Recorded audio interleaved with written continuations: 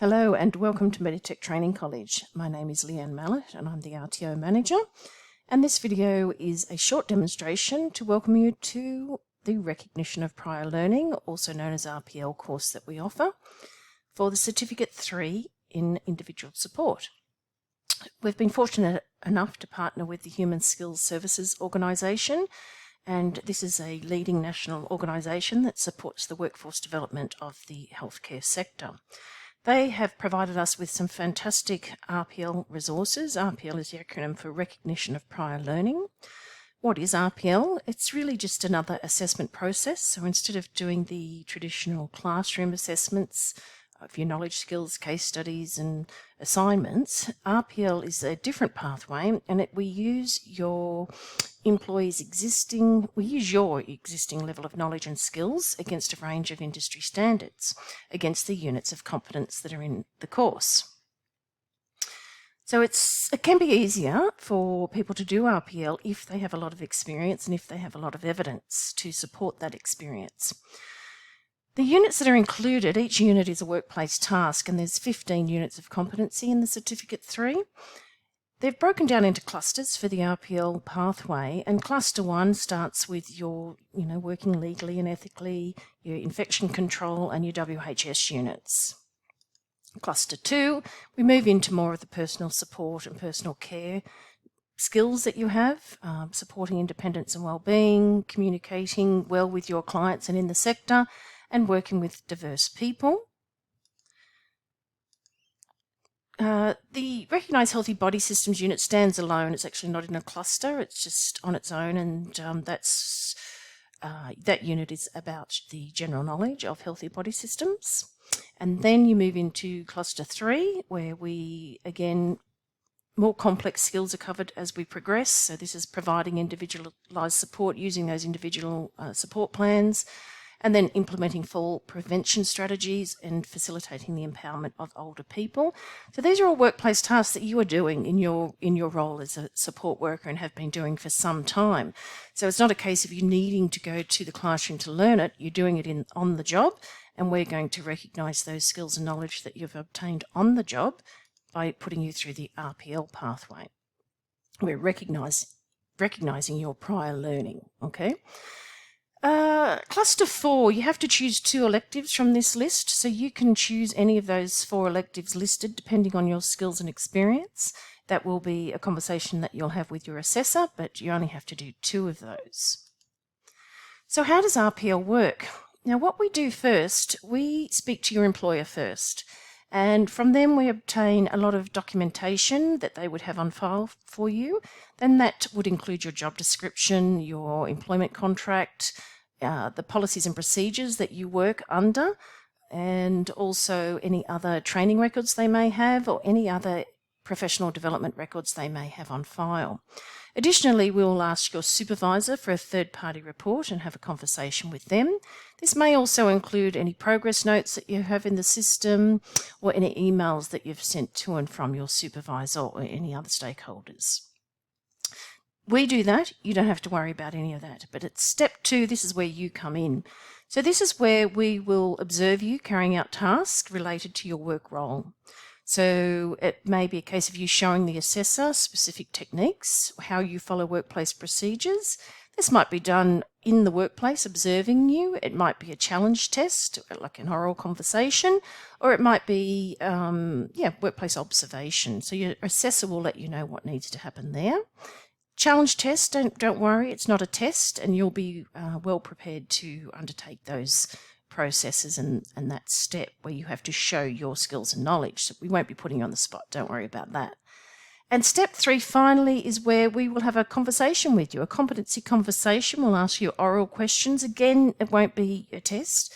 You'll be well prepared for these conversations, and maybe we might give you some simulations and ask you to talk through how you would manage that situation or to demonstrate how you would manage that situation. They're the 3 steps that we do for each cluster. So we've broken it down into clusters, and each of those steps are completed for each cluster. This is the type of evidence, as I've already mentioned, that we would collect. Now, we need to collect all of that evidence and put that against your file, and that is our evidence to confirm your competency in all of the units. I won't repeat all of those. These are the ones that I've mentioned. So what is the process? For step 1, you would contact us and we'd have an eligibility consultation. So have you been working long enough as a support worker to be able to undertake this assessment pathway? Usually it's for people that have probably 6 to 12 months working experience, and also are supporting a range of different clients so that you can collect evidence based on the different interactions with different clients. Once you decide to continue with your RPL pathway, you will meet with your assessor and have your induction session. We'll go through the whole process with you. We'll give you your specific course schedule. The course should take no longer than 6 months. We actually would like it to take quicker than that, but it all depends on the collection of evidence that we ask you to obtain and how long that takes to do so. Then we meet with your employer. We obtain all that relevant documentation that I've alluded to, and then after that, that's when you have one-on-one sessions with your assessor.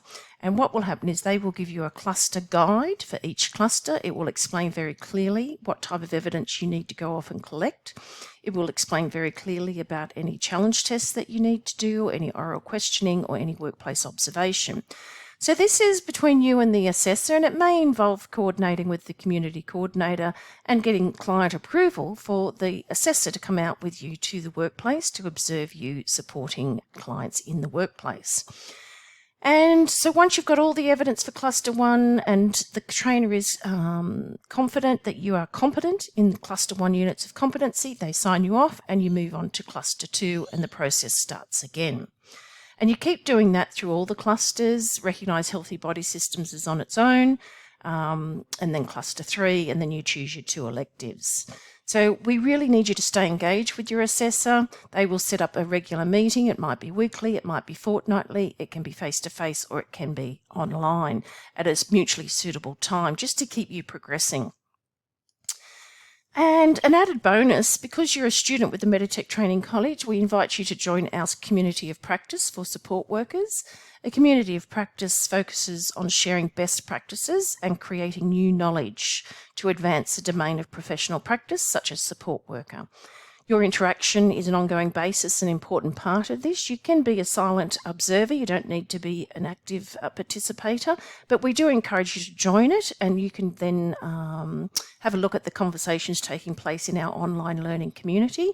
The online learning community will consist of other support workers, your colleagues from your organisation, as well as guest representatives from industry, leading experts from around the sector, as well as subject matter experts. So it's a place where you can go to and ask a question about any aspect of your work that is related to your professional development. So it might be something like, you know, I'm about to have a client who is of an Italian background, and I don't know anything about this culture. Can anybody help me?